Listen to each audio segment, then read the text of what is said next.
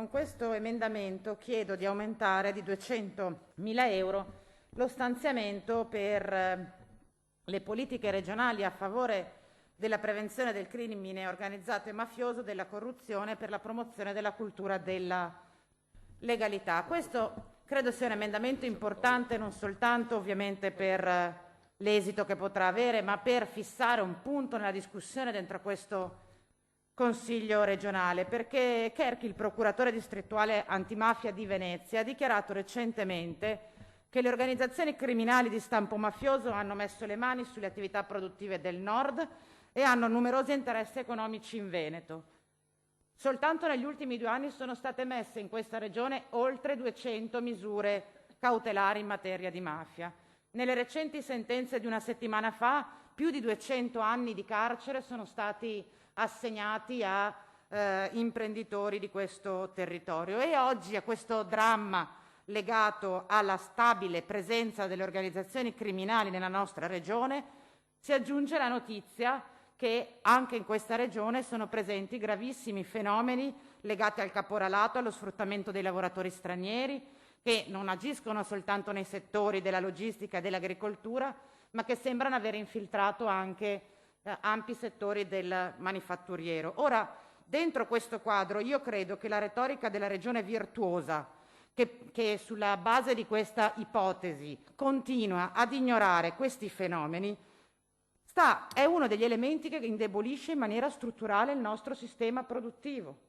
Io credo che noi oggi dovremmo, anziché continuare a riempirci la bocca di quanto bravi sono gli imprenditori del Veneto, punto, se davvero abbiamo a cuore gli interessi degli imprenditori del Veneto, dovremmo investire per costruire le condizioni per cui l'illegalità, che sia di stampo mafioso o di altri reati, smetta di esercitare concorrenza sleale esattamente nei confronti degli imprenditori che fanno bene il loro mestiere in questa regione e sono indubbiamente la stragrande maggioranza. Perché l'illegalità è proprio uno dei fattori che maggiormente incide non soltanto sui processi dello sviluppo economico, ma anche sulla coesione sociale e anche sulla democrazia. E fenomeni come quelli di cui abbiamo letto in questi giorni sui giornali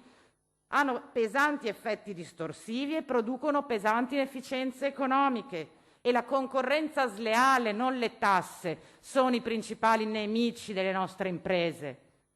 Allora avrei voluto sentire parole diverse in queste ore rispetto a ciò che abbiamo letto sui giornali, e cioè rispetto al fatto che nel nord del paese c'è un sistema radicato di sfruttamento della manodopera e dei diritti dei lavoratori. Allora io penso che se abbiamo a cuore davvero gli interessi degli imprenditori onesti e per bene, se davvero vogliamo sostenere l'imprenditorialità veneta laboriosa che fa il suo dovere, anziché strumentalizzare le parole di chi condanna fenomeni come quello del caporalato, dovremmo insieme condannare chi delinque e chi si mette concretamente a repentaglio chi lavora onestamente. Quindi io,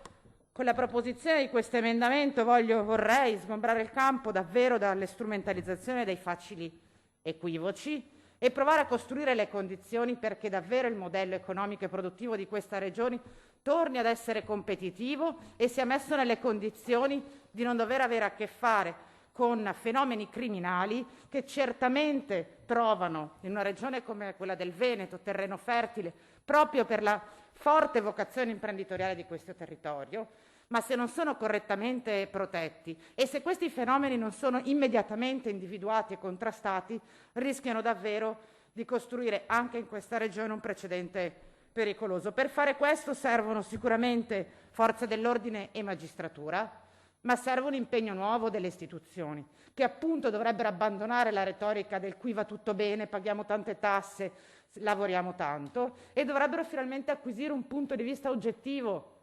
ripeto, come stabilito dallo stesso procuratore distrettuale antimafia, e provare a mettere in campo azioni concrete per risolvere questo problema. Ovviamente servono risorse. So che su questo emendamento c'è un parere negativo, ma confido che su questo piano di discussione ci sia un impegno costante, concreto e immediato anche delle istituzioni regionali, ripeto, senza, o meglio, smettendo di nascondere la testa sotto la sabbia e affrontando finalmente un tema che è sempre più urgente, sempre più attuale anche in questa regione.